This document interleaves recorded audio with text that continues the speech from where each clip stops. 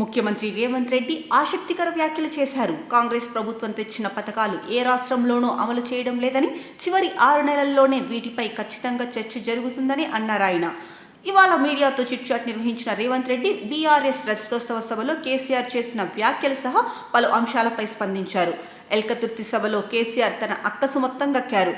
KCR స్పీచ్లో పసలేదు, BRS ఎమ్మెల్యేలు పిల్లగాళ్ళు అని రేవంత్ రెడ్డి అన్నారు. మరి వాళ్ళనెందుకు అసెంబ్లీకి పంపిస్తున్నారు? గతంలో రాహుల్ గాంధీ సభకు బస్సులు ఇవ్వని చరిత్ర వాళ్ళది. కానీ బీఆర్ఎస్ సభకు ఆర్టీసీ బస్సులు కావాలని మమ్మల్ని అడిగారు. ఎన్ని కావాలంటే అన్ని ఇవ్వమని చెప్పా. ఆర్టీసీకి ఆదాయం వస్తుంటే వద్దంటామా?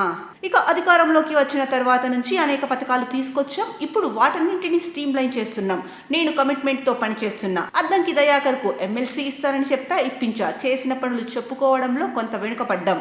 వేగవంతం చేయాల్సిన అవసరం ఉంది. రేవంత్ చెప్పింది చేస్తాడు అని ప్రజల్లో నమ్మకం కలిగేలా చేస్తాం. అంతేగాని కేసీఆర్ మాదిరి లాంచింగ్ క్లోజింగ్ పనులు చేయనని రేవంత్ రెడ్డి స్పష్టం చేశారు. ఇక ఆపరేషన్ కగార్ అంశంపై జాతీయ స్థాయిలో చర్చ జరగాలి. కగార్ పై మా పార్టీ నిర్ణయం తీసుకున్న తర్వాతే ప్రభుత్వ విధానాన్ని ప్రకటిస్తామన్నారు. ప్రపంచంలో ఇందిరాగాంధీకి మించిన యోధురాలు లేరు. ఓ దేశాన్ని ఓడించిన చరిత్ర ఇందిరాగాంధీదే.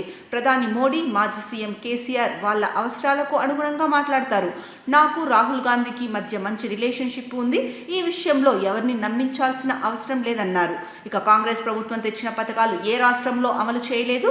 చివరి 6 నెలలు వీటిపై చర్చ జరుగుతోందని మరోసారి అన్నారు. ఇక అధికార యంత్రాంగాన్ని స్ట్రీమ్లైన్ చేశాం. ఆప్షన్ లేకనే కొంతమంది అధికారులను కొనసాగిస్తున్నాం. ఉన్న పలంగా తీసేస్తే పాత విషయాలన్నీ తెలిసేదెలా? ఇక ఎమ్మెల్యే అయ్యాక మనోడు మందోడు అని ఉండదు. కానీ ఎమ్మెల్యేలు హైదరాబాద్లో టైంపాస్ చేస్తున్నారు. ఎమ్మెల్యేలు నియోజకవర్గాల్లో ఉండాలి.